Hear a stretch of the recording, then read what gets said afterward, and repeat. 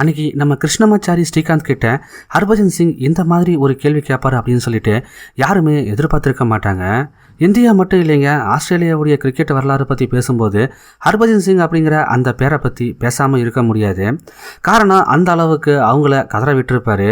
Indian ஸ்பின்னர்ஸ்னா India தாண்டி wicket எடுக்க மாட்டாங்க அப்படிங்கிற அந்த விதிவிலக்கை மாற்றி எழுதின இவரை 2011 அப்புறம் இன்டர்நேஷ்னல் கிரிக்கெட் சர்க்கியூட்டில் பெரிய அளவில் பார்த்துருக்க முடியாது.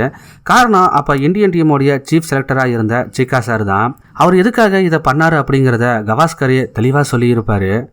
2011 में चिका सर हमारे सिलेक्टर थे, उसके बाद इन्होंने हमें ड्रॉप कर दिया। तो मैंने कहा कि सर मेरा नाम टीम में नहीं। कहते नहीं, आपका बस सफर यहीं तक था। बहुत तंग कर रहे, क्या करना?